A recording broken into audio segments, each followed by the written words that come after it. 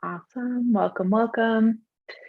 So before we get going, we've got the stream going now. Make sure I am muting myself.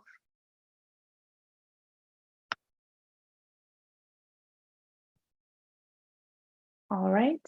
We want to make sure that you are following us on all social media channels to find out about upcoming webinar sessions. We also have a pretty full event schedule for the rest of this summer and fall. So you can check that out at vicon.com/events. But just to give a little recap, we are at GCMass right now. Our next show on the US side is ISBS. We're also going to the Coordinate Metrology Society, if anyone has any crossover there.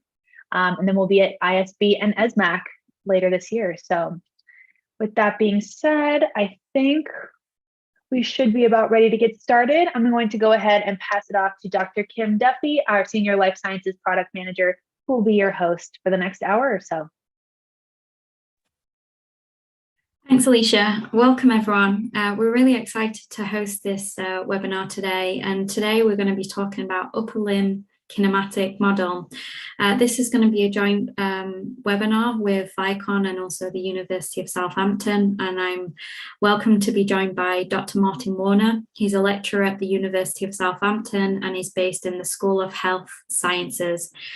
Who are leading providers of healthcare, education and research across nursing and the allied health professionals. Dr. Warner completed his PhD in 2012, which investigated the measurement and classification of scapular kinematics. Primarily, his doctoral research involved developing and validating a method for measuring scapular kinematics. And since then, his research has involved examining scapular and upper limb function in people with shoulder impingement, professional wheelchair tennis players, and rehabilitation following a stroke. In collaboration with colleagues across the United Kingdom and internationally, including Brazil, Thailand, and Norway, his research has investigated shoulder function in people with neck pain, the effect of fatigue during swimming, sports performance during hand cycling, and shoulder injury in musicians. Dr. Warner is currently a board member for the International Shoulder Group.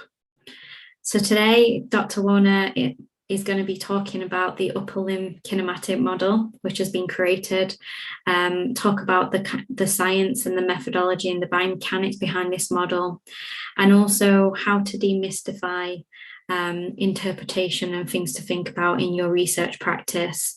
And then at the end, we'll be showcasing where this is available and how you can utilize it in your research. So over to you, Martin.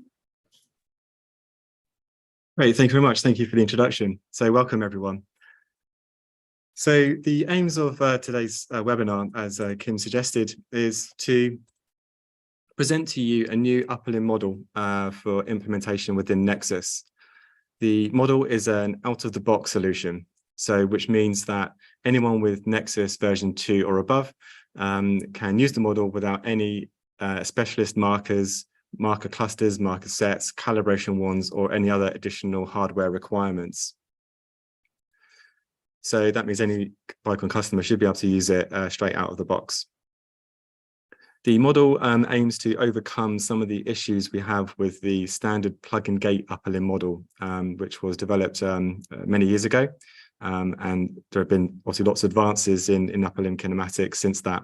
So we're looking to overcome some of those issues, namely the fact that there's no clavicle angles, the glenohumeral joint center is a bit of a guesstimate, and the local coordinate system is dependent on the lateral humeral marker, and there's easy misplacement of that particular marker.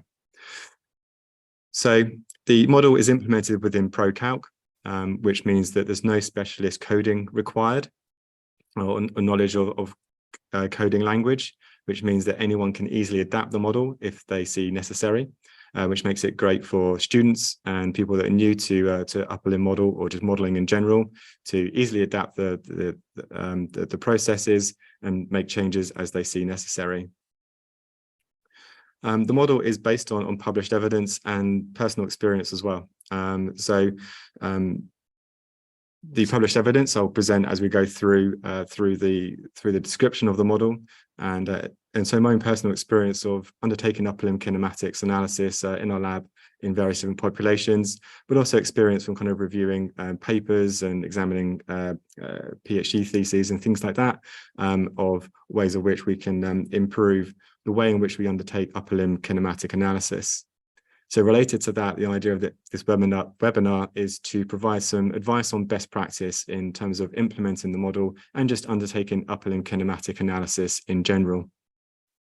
Also hope to try and demystify some of the interpretation of the kinematics. However, I feel that actually I might pose some more questions as well. You might come up at the end, because actually there are some important considerations that need to be taken into account when interpreting upper limb kinematics. So with that in mind, let's move on to kind of how we install and get the model set up. So as I said, it's implemented within ProCalc. So there are a couple of ProCalc schemes which you can download from the Vicon website, and then you store them in particular folders within your Nexus installation, the installation path. There are also some pipelines. Again, there are some specific files which you can download and then add to specific folders within your Nexus installation. There is an instruction manual that comes with the download package, which details the sort of typical folders in which you'll find within your installation, so you can add those files to those folders. Once you've done that, when you open up Nexus, you then should see a couple of new pipelines appear from the current pipeline drop-down menu. And when you click on them, you'll then see a bunch of functions which are then run in particular or on particular trials, which I'll detail in a bit more a little bit later on. So that's the installation. It's relatively simple and straightforward. And as I said, details are listed in the instruction manual that comes with the download package. So let's move on and start with marker placement and where markers should then be placed on the participant.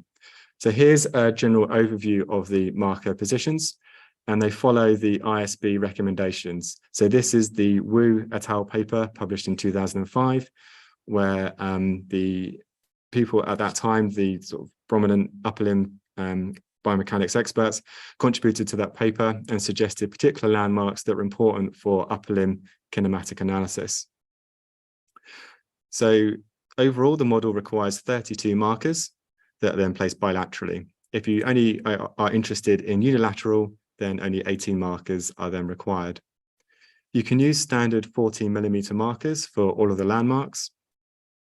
However, I would suggest for certain landmarks, I might suggest a slightly smaller marker if you have them. But if you don't, 14mm markers are perfectly fine for the entire marker set.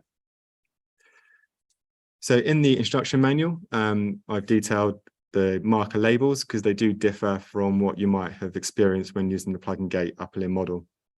Again, the naming structure or format follows the ISB recommendations. So when attaching the markers, all of the markers are individual markers that are then attached to the skin. There are no marker clusters or rigid cuffs or plates or anything like that that are used. These individual markers are then just attached to these particular landmarks. So as I suggested, and the first point of kind of best practice is to make sure that markers are attached to the skin where possible. So asking the participant to remove their clothing and attaching the markers directly to the skin. Obviously, this does have implications for female participants, which I'll touch on in a second. So with the markers in particular, first of all, we have the sternal notch marker, which is labeled IJ, again, following the ISB recommendations. And this is then just placed on the top of the sternum. So if you feel above the sort of, fill up the chest, and then just before or just after it kind of drops off, you can feel the top of the sternum, just come down a centimetre or so, and then place the marker on that position. We then have the xiphoid process. So again, feeling down the chest, and then you can feel the sort of point where the xiphoid end of the xiphoid process is. Again, come up a centimetre or so, and then place the marker on that position. We then have these sternoclavicular markers. So these particular markers are only included or only attached to the person when during the circumduction trial, which is where we established the glenohumeral joint center. So we only need to put them on during that particular trial. After that trial has been captured, we can then remove those particular markers. I'll explain a little bit more about that in a moment.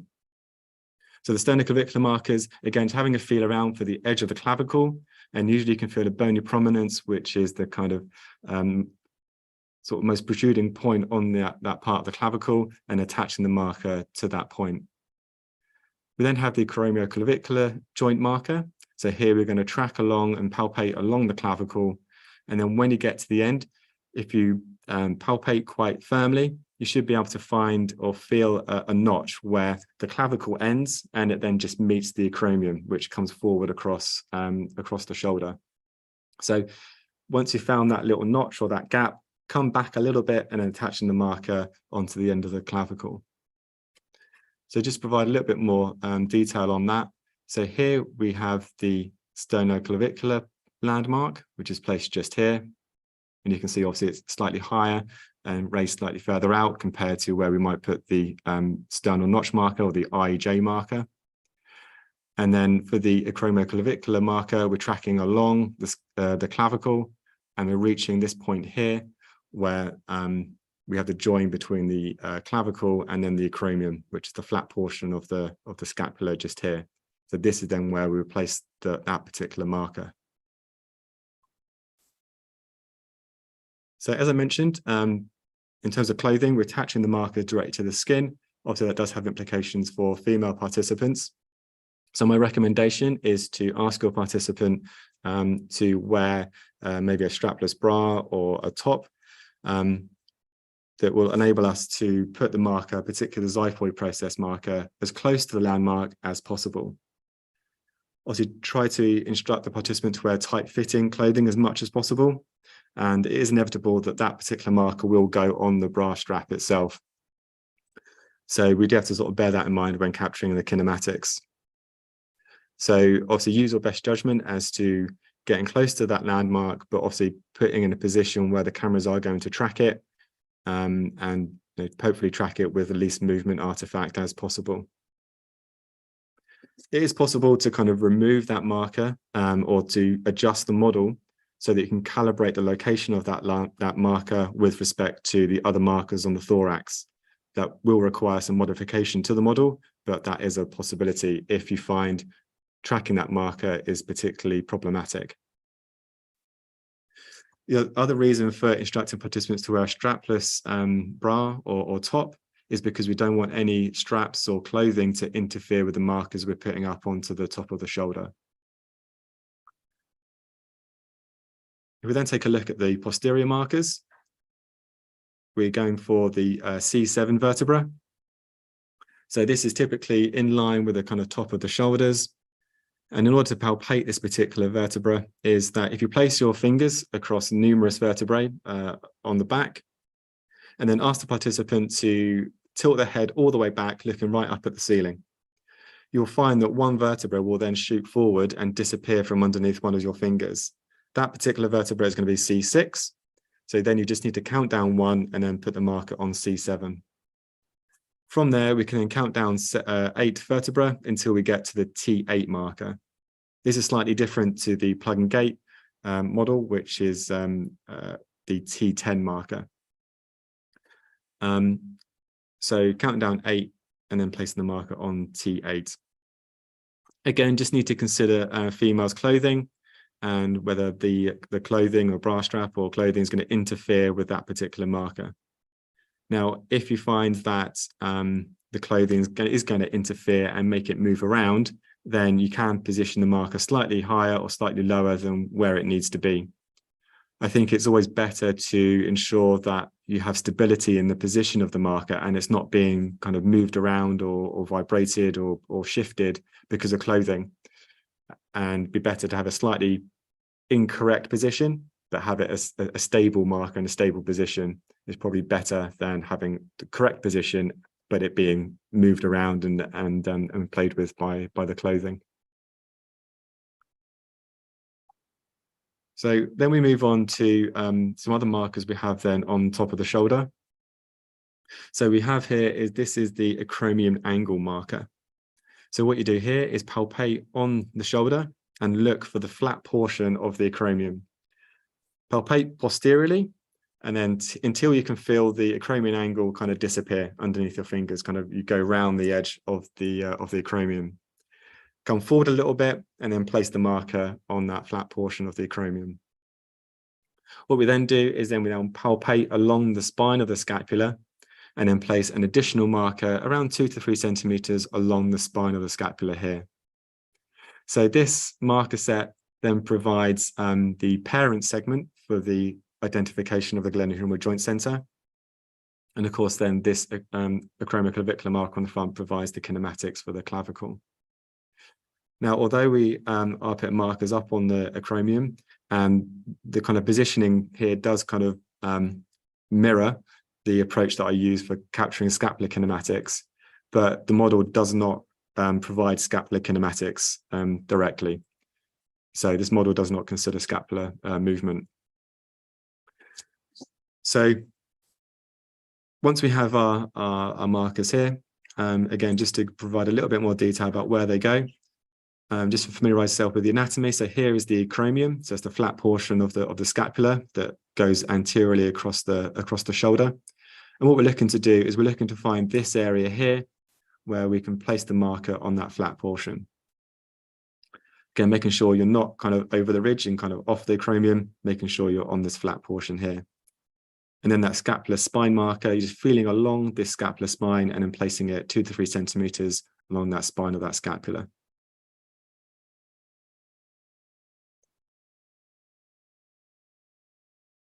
So now we move on to the humeral markers. So in total, there are 6 markers we then place on the humerus or upper arm. The first are these proximal markers. One's placed on the lateral side and another is then placed on the distal side. Not what I'm talking about, on the lateral side and then on the posterior side. So the position of these markers is just below the insertion of the deltoid. So making sure you're away from the muscle belly of the deltoid and you're below the insertion point of that muscle. This is to avoid any movement artifact from contraction of that particular muscle. So as I said, one on the lateral side and one on the posterior side. We then have another set of markers, one that are then more distal on the humerus, again, one on the lateral side and then one on the posterior side. Now, the rationale and reasoning for the position of these markers is there is some evidence. So Amity Campbell in I think 2008 did some work where they investigated the optimal marker set and marker cluster for tracking the positioning of the glenohumeral joint center during dynamic movement or during kind of humeral elevation and different humeral positions. And what they found is that a combination of the acromion markers and proximal markers on the humerus is best for tracking positioning of the glenohumeral joint center. Now, however, we do include these distal markers because what I found that when using the score method, which is what we use to determine the glenohumeral joint center, which I'll again explain a little bit more in a second, is that if we just use proximal markers, the positioning it calculates isn't quite correct. So we need some distal markers in order to get accurate identification of the glenohumeral joint center. So the combination of these 4 markers, along with the acromion markers, provides a good identification and tracking of the glenohumeral joint center during dynamic movement. So these 4 markers provide the so-called child segment for the identification of the glenohumeral joint center. We then move on to the elbow markers. So we place markers on the lateral and medial humeral epicondyles. So to position these markers, if you ask a participant to flex their elbow to 90 degrees, you can then palpate the bony landmarks of the epicondyles and then place the marker onto those landmarks. Now, what we also do is that in combination with these distal markers, we create a rigid segment between these four markers. And what this does is this is then used for defining one option of the humeral local coordinate system. Now, work that I've done in previous years, and I presented these data at an international shoulder group meeting a few years ago, or many years ago now, I think, is that I found that when you place markers more distally, you get better estimation of axial rotation of the humerus. When you place markers more proximally, you get a large underestimation of axial rotation. So in order to get a good measurement of that motion, you need to have markers more proximal. So it's a combination of these markers that enable us to provide that axial rotation movement. We then move on to the wrist, and we place markers on the ulnar styloid and the radial styloid. We then place some additional markers on the proximal sort of wrist, one on the radial side and then one on the ulnar side. And what I do is I tend to offset the marker on the ulnar side. You can come a little bit higher. And the reason for this is when you're labeling trials, sometimes it's difficult to determine whether the person is supinated or pronated.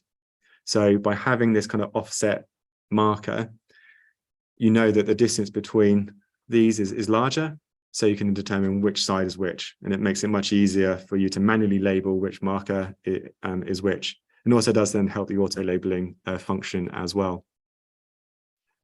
Now you notice that again, we're putting 4 markers on here. Again, we're creating a rigid body segment, which I'll going to come on to in a second, but also it provides some redundancy in the marker set, so that if you need to gap fill any particular markers, you've got some other additional markers there to support that gap filling routine. So once you've then attached the markers, we then obviously capture our static trial. Ask the participant to perform an anatomical position. I tend to get people to perform a kind of fairly standard sort of low A pose, if you like, palms facing forward, shoulders relaxed, and sort of sat up or stood up. This is not really needed for the processing of the kinematics. It's just good practice to kind of create or to capture a static trial, provides a reference point, and also helps to set up the auto labeling function if you do use that facility.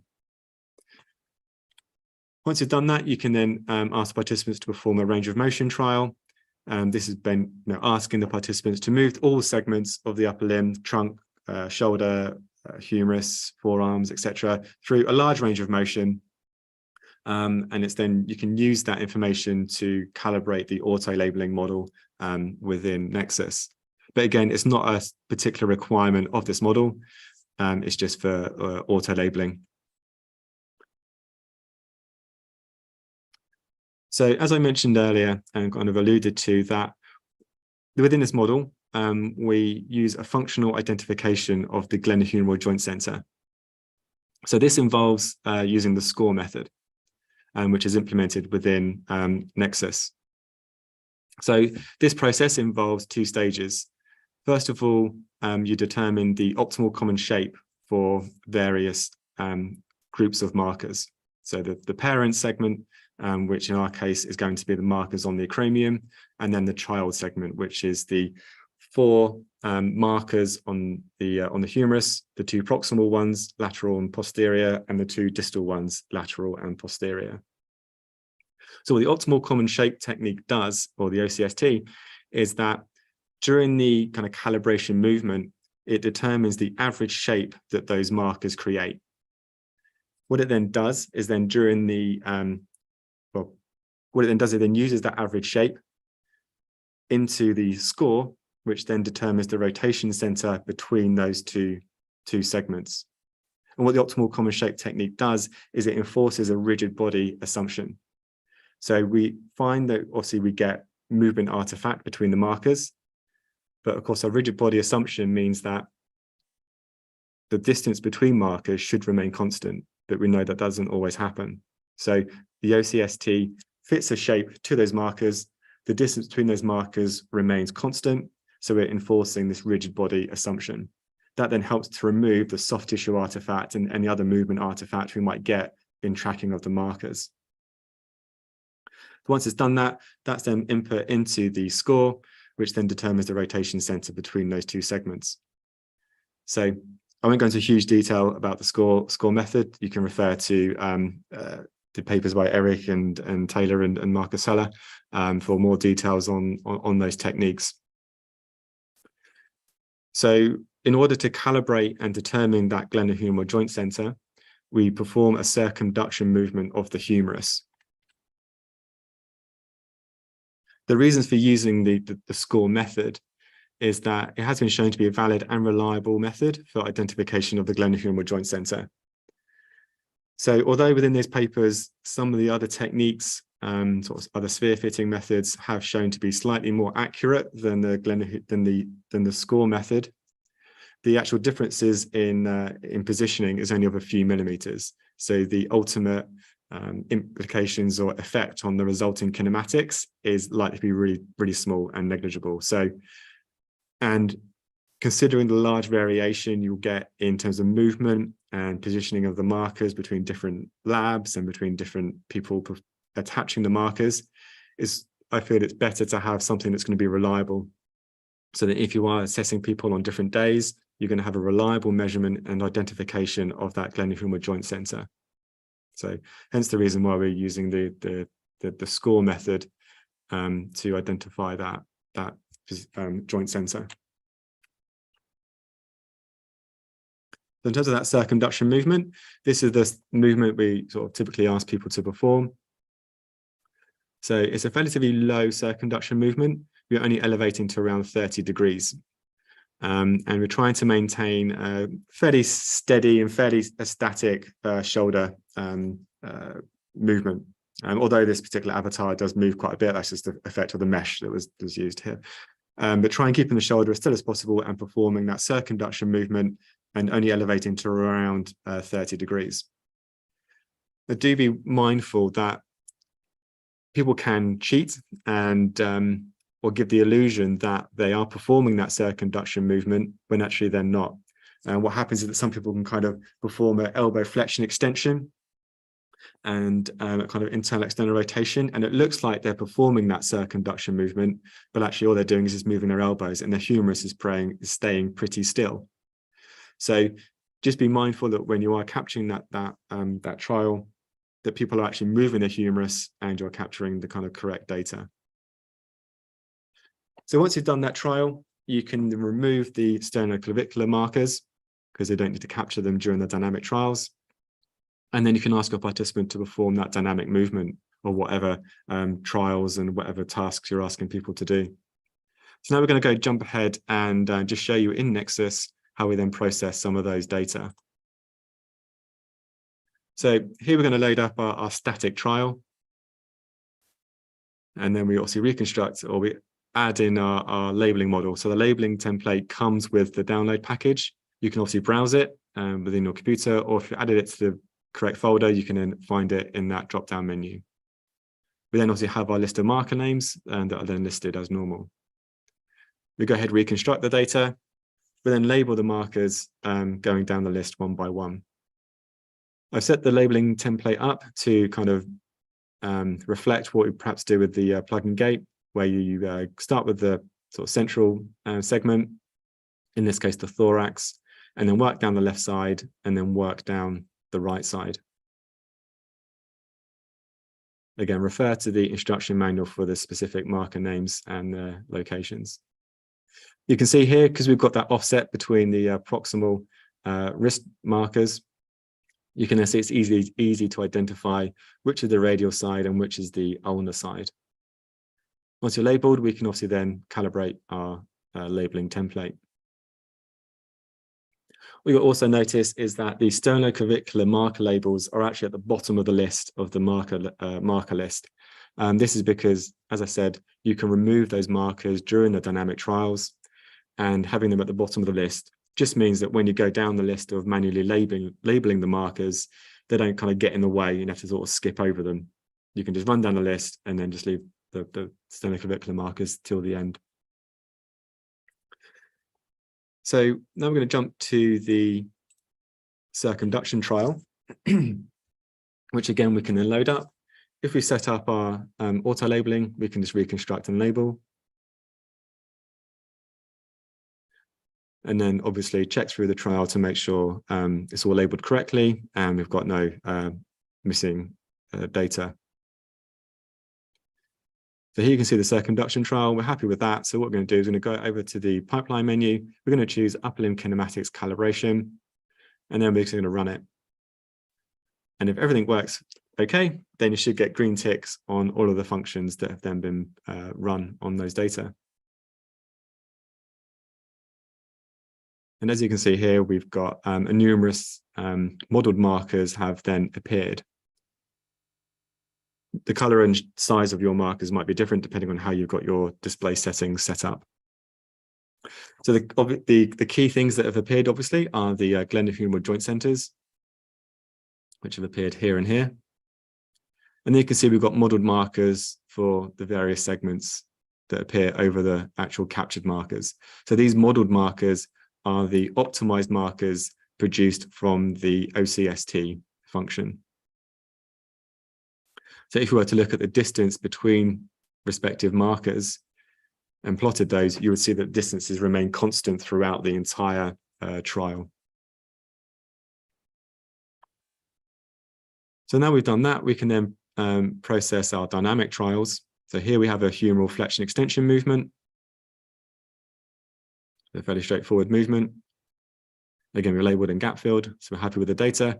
We then go to our pipeline, select upper limb kinematics dynamic, and we have a bunch of functions there. We go ahead and run it. And if everything has worked correctly, we should get green ticks on all of those functions.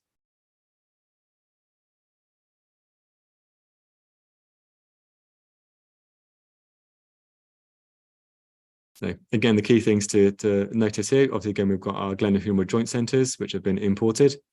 We've got our OCST segments markers that have appeared. But also we'd have our sternoclavicular markers as modeled markers. They weren't captured during the trial, but these have been imported back in because they were calibrated during the circumduction trial. Other things to note as well, we've got our elbow joint center, which is the midpoint between the humeral epicondyle markers. And you can't quite see it, but there's a midpoint between the xiphoid and T8 and the midpoint between the IJ and C7 markers. Again, refer to the Wu paper for details of why those have appeared.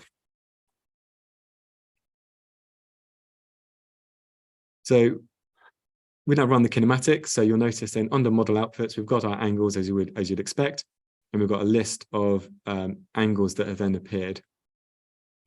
You'll see that we've got a lot of options that have appeared, and probably more than you perhaps might expect. I'll go into a little bit more detail about what these all mean in a second. But for now, I'm just going to plot the left and right kinematics for the humerus. And we can see we've got our shoulder flexion and extension angles.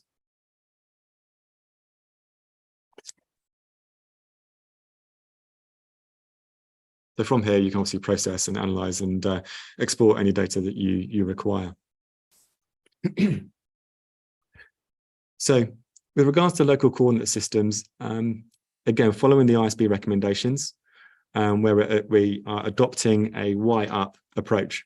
So for all segments, Y is the vertical axis, X is pointing forward, and then Z is to the right. Again, refer to the Wu paper for specific details for each of the different segments. So you'll notice if you do read the Wu paper, there are two options defined for the humerus. So for those of you who aren't familiar with this, for option 1, the humerus Z-axis is defined using the vector between the medial and lateral humeral epicondyles. And of course, then the other vector is the midpoint between those markers pointing to the glenohumeral joint center, which then defines the Y-axis. For option 2, we utilize the plane formed by the ulnar styloid, the elbow joint center, and the glenohumeral joint center. Now, the reason there are two options is that it was suggested in the Wu paper that you might get some instability in the Z-axis because the markers might be quite close to each other, the landmarks might be quite close to each other.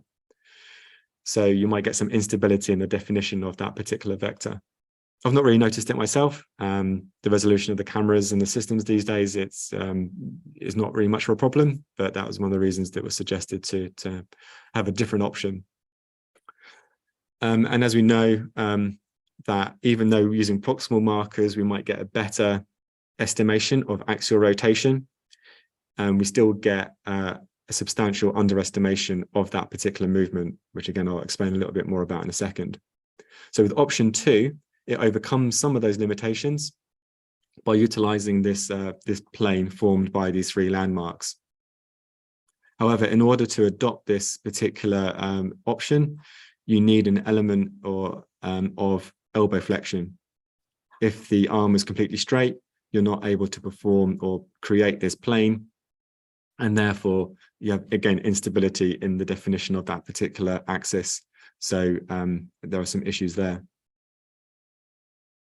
So as you're performing your analysis, you need to determine which option you need to use depending on your given situation. So in terms of Euler rotations, again, following ISB recommendations, again, refer to that paper for then specific details for each segment and each joint. There is a slight exception to the implementation of those Euler rotations, in that the humerus should follow a YXY sequence, as recommended by the ISB. However, it's not possible to implement a YXY rotation sequence within ProCalc. But also added to that, although the YXY rotation sequence is proposed as being a sort of unambiguous representation of the movement of the humerus, I found in certain situations, actually, it does confuse things in a little bit more. It's not as intuitive sometimes as a standard Euler rotation sequence. I can provide more details of my view on that and experience of that later if anyone would like. So what we've done here is that we've implemented 2 different options for Euler rotations. So Andreas Kontaxis' paper with Andrea Cuti and others suggested that if the main plane of rotation is in the sagittal plane, so flexion extension, then you adopt a ZXY sequence. If the main plane of rotation is the frontal plane, so abduction, adduction, then you adopt an XZY sequence. So coupled with the 2 different options for the humerus coordinate system, plus the 2 different options for the Euler rotation sequences, that's why we've got 4 options for the humeral kinematics for one side. So that's why we've got lots of options in the angle output. To provide you with a bit more detail about the rotations itself, in the instruction book, I've detailed what a positive and a negative rotation relates to in terms of physiologically or sort of related to the anatomy.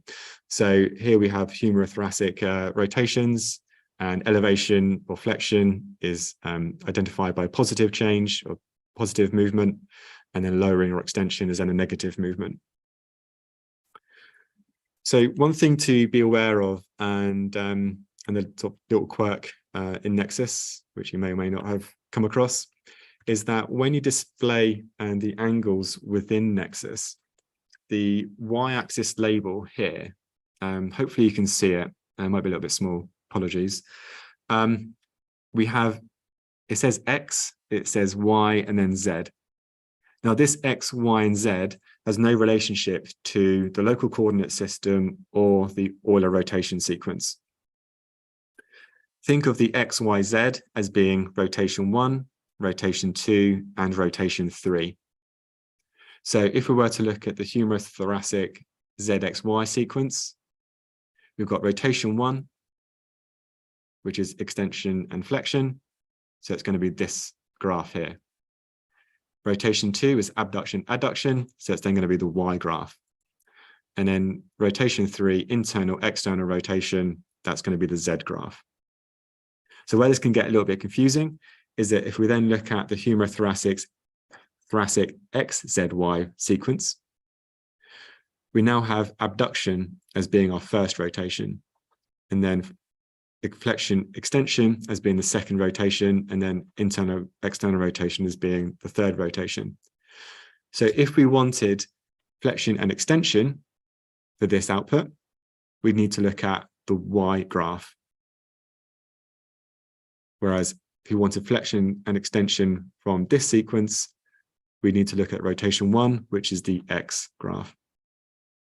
So just bear that in mind when you are interpreting data, exporting it, and analyzing it, that make sure you select the right column if you're exporting it as MATLAB or CSV, or when you're viewing it in Nexus, making sure you're looking at the right set of data.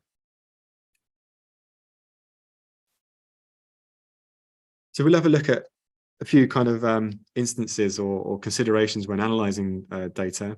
If we take our flexion extension movement as an example, and we plot our flexion extension movement. And as you can see here, we've got the ZXY rotation sequence. And you can see the output there is probably what we'd expect. So around 160 odd degrees of elevation, and then going to about 50 degrees worth of extension. And that kind of movement kind of just makes sense. If you were then to take the XZY sequence and plot that over the top, so here's where the Euler rotation sequence obviously does the abduction, adduction first, then flexion extension, then internal external rotation. We can see then we've had this issue at this point here, where the flexion angle appears to then suddenly go down rather than continue up to the amount of flexion.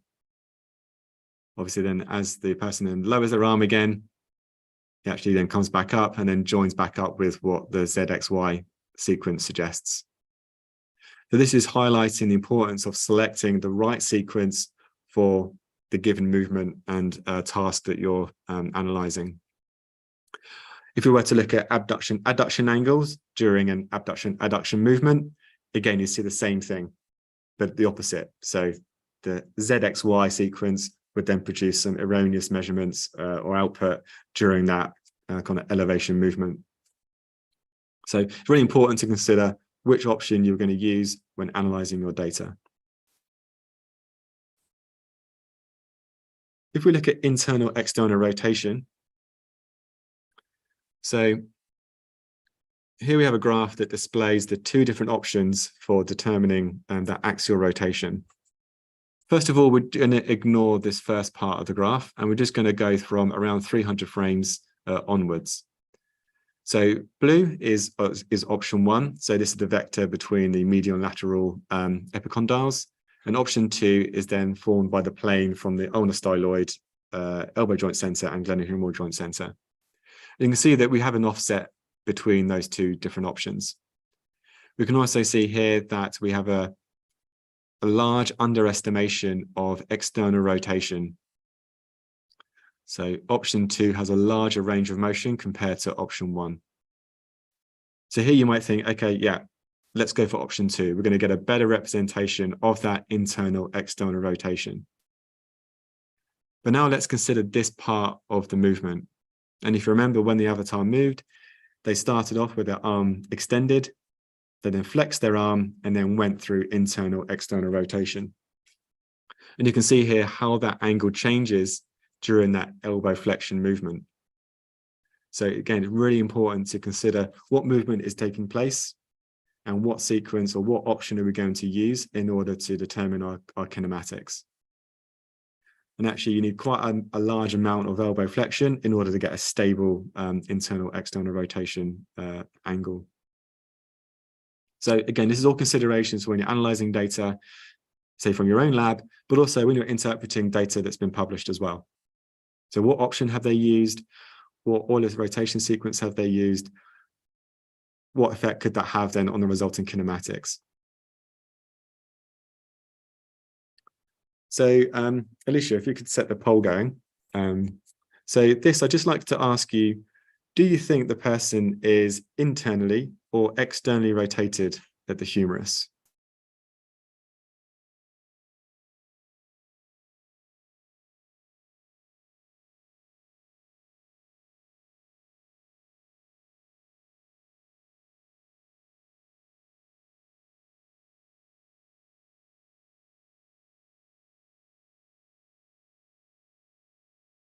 Another 30 seconds to decide.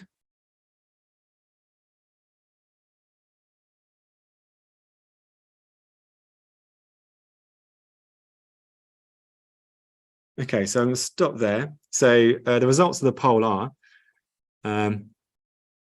40% of you felt that it was internally rotated, and 60% thought it was externally rotated. So 10 points for those who thought it was internally rotated. There we go. It was there we go. There we go. 10 points for you. But also 10 points for those who thought it was externally rotated. So this phenomenon that you've just seen here, you're both correct. Or were you? Who knows? This is one of the issues and problems that we face with interpreting upper limb kinematics. This is related to what's called or known as the Codman paradox. So this is where you get a rotation around the third axis by performing specific movements around the other two. So although there was no axial rotation taking place, we were able to adopt different orientations of the humerus just by moving it in particular planes. Another example is where you're currently sat, have your hands by your side with your palms facing your body, the palms facing inwards. Now, if you elevate your arms to 90 degrees, then abduct your arms, so you're doing a sort of T pose, and then come back down again, your palms are now facing outwards, even though you haven't internally or externally rotated your humerus. There was no axial rotation of the humerus during that movement. So this makes it really tricky and complicated when we're actually interpreting those kinematics. If we look at the actual angles and see what our model suggests, here we have in blue the ZXY sequence, and in really orange we have our XZY sequence.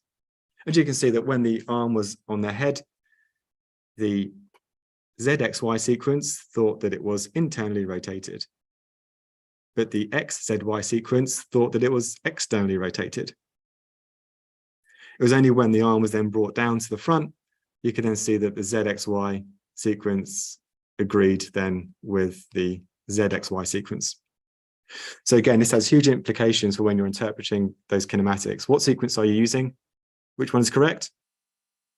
Not actually sure, who knows? And so again, when you're interpreting published data, what sequence have they used? Does it marry up? Does it match? Does it make sense to what you might expect? If we're getting large deviations in the internal external rotation movement, is it because of different sequences that have been adopted? This has implications for functional movements such as combing the hair. So, you'll be in that position that was illustrated at the start. So are we saying the humerus is internally rotated, or are we saying it's externally rotated? So all things to consider when you're interpreting those kinematics. So just in summary now, so I presented a model to you, which is informed by ISB recommendations and some published evidence. When you are adopting this model, as with any motion analysis, careful marker placement is crucial to ensure we get accurate and valid and reliable measurements. When you're performing upper limb kinematics, make sure you carefully consider which coordinate system you're using for the humerus. You need to make a choice on which Euler rotation sequence you want to adopt. And with that in mind, you need to make an assessment as to the suitability of the model you're using for your given application.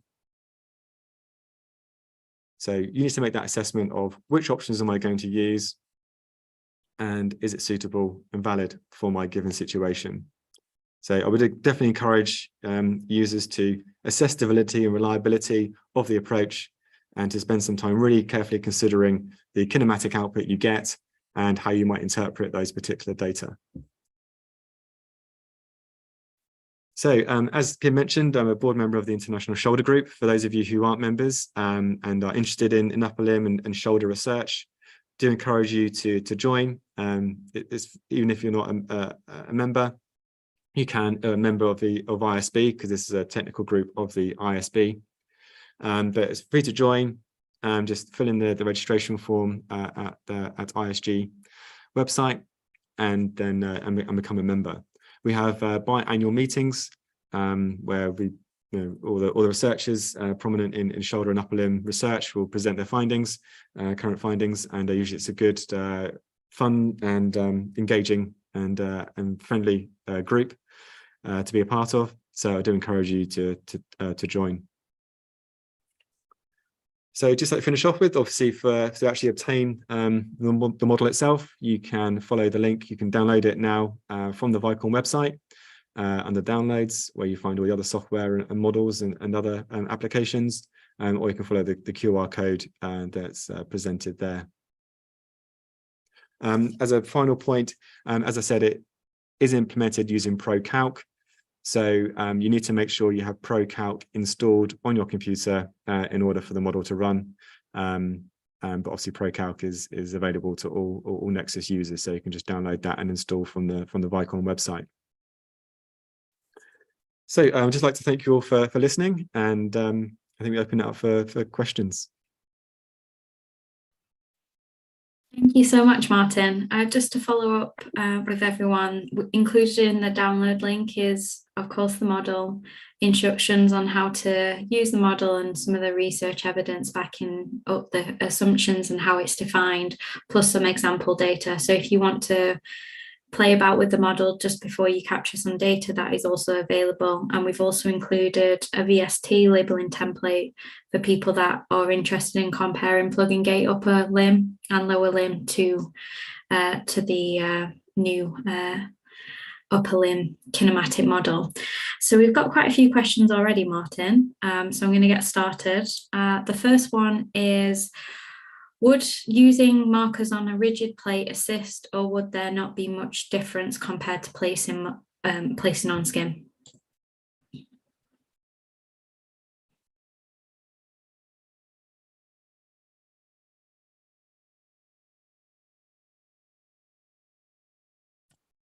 Sorry, Kim, I've lost audio. Don't know if it's just me or not. Let me just double check if it's me or not. Can you hear me? Yeah, can you hear me? I can, yeah. Can you hear me now, Martin? We'll just wait a few more minutes. So if people would just want to start asking, putting in their questions into the chat, we'll get to it as soon as possible.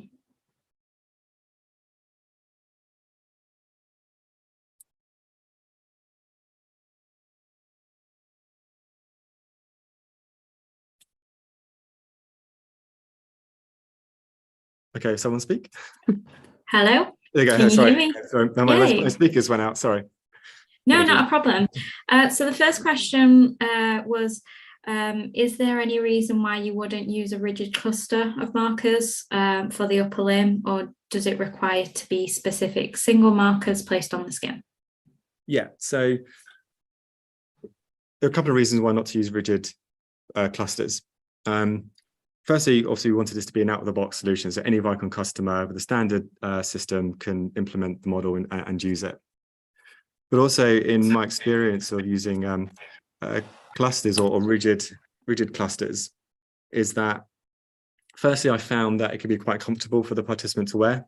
Particularly the stuff we did in stroke rehab, a lot of the participants sort of complained or mentioned that it was quite uncomfortable to wear, because also you need it quite tight in order to make sure that there's no movement artifact. What I also found was that you actually get an anchoring of the soft tissue. So I felt that actually I was underestimating internal external rotation even more, because you're kind of anchoring all the soft tissue. We overcame that by using option 2. A lot of the movements we were doing was functional movements that had a lot of elbow flexion. So we used option 2 for the humeral local coordinate system. So we overcame that. But also the other thing as well is that obviously if you want to use EMG as part of your analysis, by putting a rigid cluster around the humerus, for example, you're going to be right over the point at which you want to attach your EMG sensor. So it precludes or makes it more tricky to do that kind of analysis. So I would, that's the reasons why I avoid using a rigid cluster. But also bearing in mind, obviously we use the OCST, which then sort of fits a rigid shape to those particular markers. So we're kind of enforcing a kind of rigid shape already. within the model. So that kind of overcomes some of the soft tissue artifact we get with having individual markers attached to the segment. Perfect. Next question, is there any advantage in having a more robust, wider circumduction for the calibration? Yeah, good question. So we found actually that, again, this is related to work we've done, and Marcus Heller, who works at Southampton, University of Southampton, who was part of the original group in Berlin who developed the score.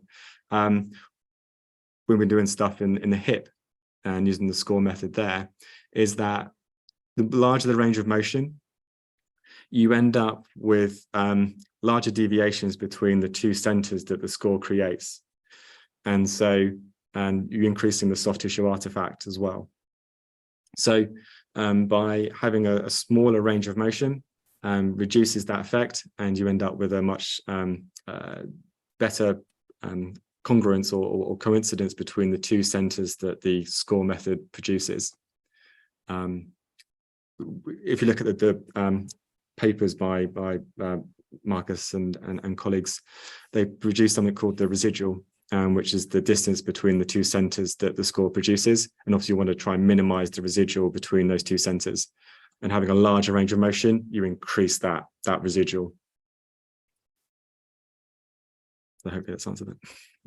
Yeah, so what I'm going to do now is actually incorporate the next question with a few more questions, if that's okay, Martin. Yeah, so the question was to any plans to incorporate the scapula. I'm going to take this one step further and ask, what is the future of this model? We see, will it determine any scapular kinematics? Will it also include kinetics, for example?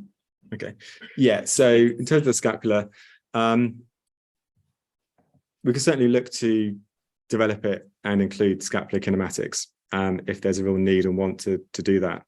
Bearing in mind, in order to include scapular kinematics, you'll need a specialist marker cluster that then fits on the acromion. Obviously, I've designed and developed and validated mine, which I've used. Obviously, there are other groups and other people that develop slightly different variations on that marker cluster, but obviously will involve more specialist kind of requirements in terms of hardware, although mine is literally just a plastic boomerang, which I get kind of made up and get made by the engineering department. So it's relatively simple. But the other thing as well is that you need to calibrate certain anatomical landmarks with respect to that marker cluster that you have on the acromion. So that requires then a calibration wand, sort of stylus, if you like, to identify those anatomical landmarks. And so we need to look to develop a solution that would be easily available for people to then utilize that approach. And one of the other things is that, obviously, although we validated scapular kinematics, also we do use it, but there are still major limitations with identifying that movement with soft tissue artifact. And there's still lots of questions and concerns about that approach. So making it widely available, just kind of a bit cautious, because you don't want to sort of people to sort of use it erroneously or to misinterpret how things are done. And so it does need careful consideration about how you implement and use motion analysis with scapular kinematics. It's not going to just chuck it on and off you go. Some of the issues are related to what position you might then calibrate those anatomical landmarks with respect to the marker cluster. Do you do multiple calibrations, etc.? So those are still questions that are being kind of discussed at ISG and other groups. In terms of future, kind of other future changes, in terms of kinetics, yeah, absolutely, we can start to look to develop and include kinetics. Again, just the other consideration to think about is actually the input forces. So in terms of those that have done kinetics using like hand cycling or wheelchair use, to obtain the input forces from instrumented hand rims or other devices. So having a kind of generic, here's a model, here's the kinetics, and off you go. It's going to be careful integration to whatever external device you're using to have the input forces. Obviously, we'll get some kinetics if you're doing sort of gate and from the force platforms, but of course, those forces are going to be really sort of relatively small and probably not that interesting. So that's just never sort of careful consideration that would need to be made in order to implement that. Perfect. The next question, I think, is more of a Vicon question. It's to do with transferring the data into Vicon Polygon for further interpretation. How do we do that? It works in the same way as all data coming into the into Vicon Polygon. So the model outputs will be saved in the C3D. As long as it's in the C3D, you can load in the subject and the C3D trial into Polygon and display as usual. If you do have any questions of how to do that in more detail and still unsure, please contact us at support@vicon.com. We'd be more than happy to help you and work through that workflow with you. The next question is, can we include pelvis to the upper limb model? Yeah, so actually Kimmy very kindly created a labeling template that incorporates the plug and gate with the upper limb model. So that's provided in the download package. I understand there's an additional ProCalc pipeline you need to run in order to marry up some of the marker names. So yes, that is possible. What you then need to do within ProCalc is then define your own pelvis segment and then include the angle rotations between the pelvis and then the thorax. Again, what I would say is that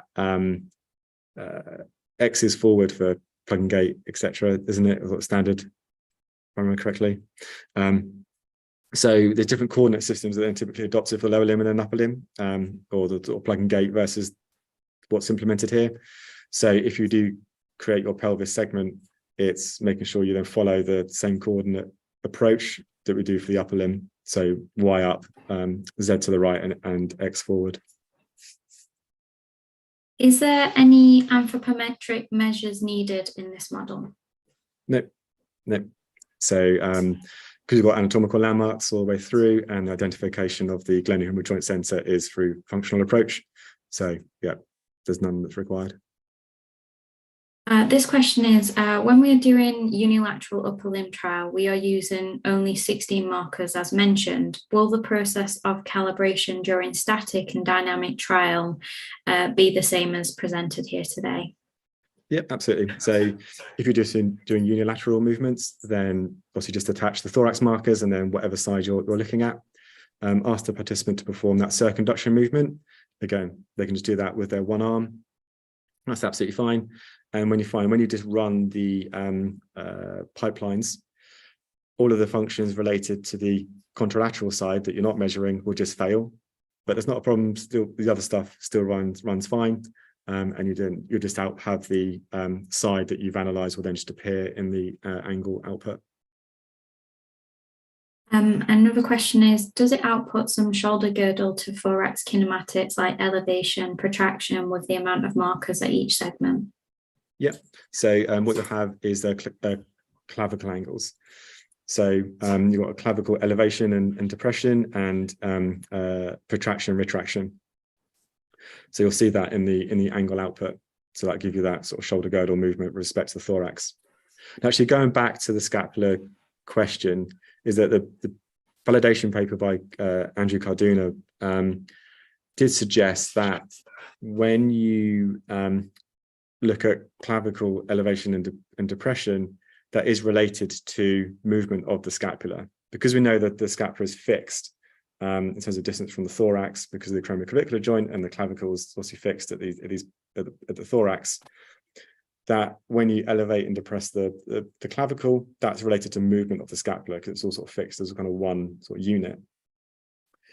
So you can get an indication of scapular movement from the clavicle movement, but just be a bit careful about interpreting that as being the upward rotation of the scapula or downward rotation of the scapula, because it might be upward or downward rotation, but it might also be translation and in sort of superior inferior movement. So again, it's kind of related to scapular movement, but it can't be a surrogate for actual scapular kinematics.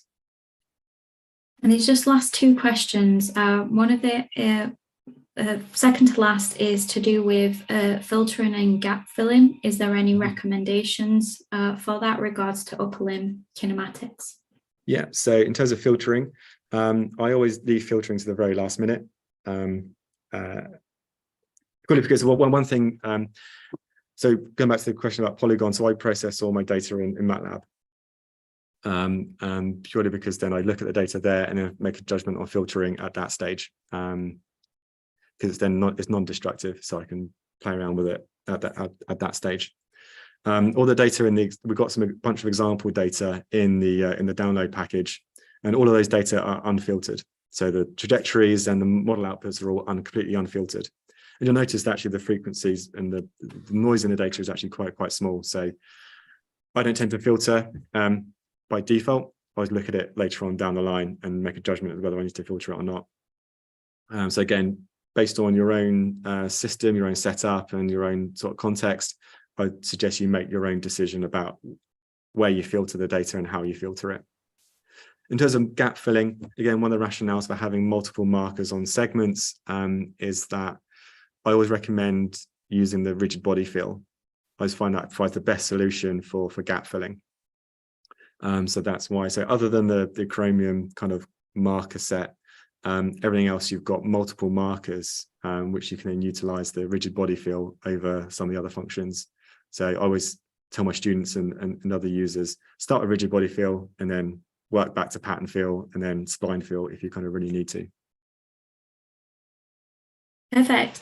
The final question is to do with your visualizations. People are really liking the visualizations you've provided and wanted to know how you did it.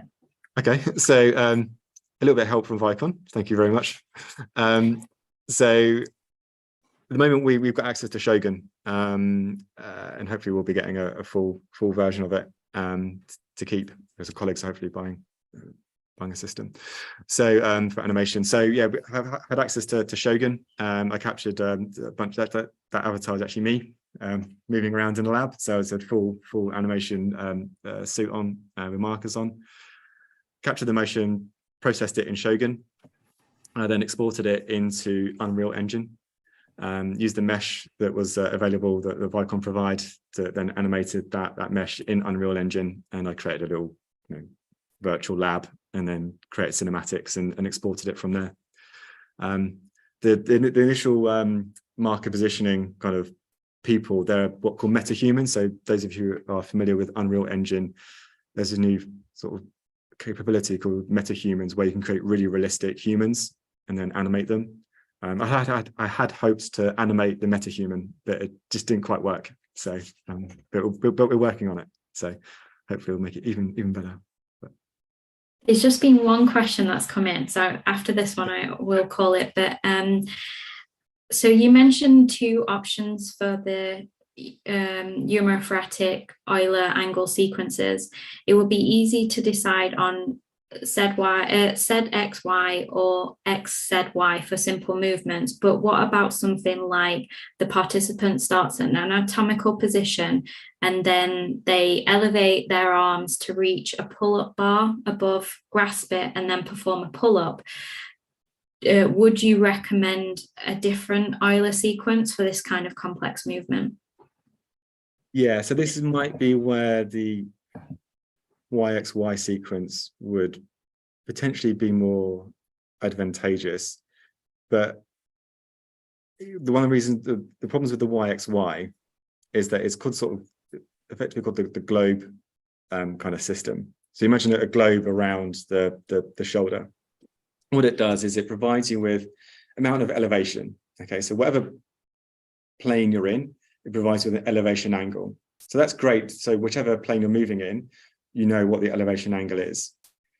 The other outputs are then the plane of elevation. So whereabouts are you on that globe? So which plane are you in? And then you've got your internal, external rotation. So in theory, that suggests that'd be really sort of unambiguous and that'd be really, really useful. But what you find is that when you're at the poles, so at the South Pole or the North Pole, is that it becomes really unstable. And you find the output sort of jumps depending on just kind of where you are. So again, that's the kind of limitation. It only kind of really works in kind of like the main kind of middle part of the range. As soon as you get to the poles, it goes haywire. So that pull-up example you mentioned, when you're up there, it's going to then not provide sort of reasonable answers. So my question would actually then be, what part of the movement are you interested in? Is it actually that raising movement to the pull-up bar? Or is it actually the pull-up movement itself?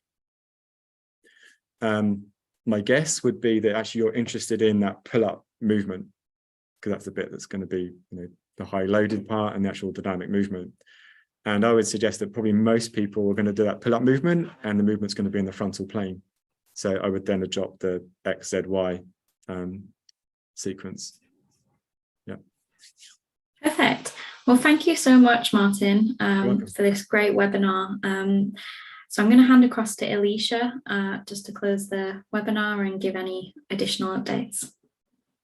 Yes, thank you all so much for joining us. As I mentioned at the top, we have quite a few events coming up in the next few months. So check out vicon.com/events or any of our social channels.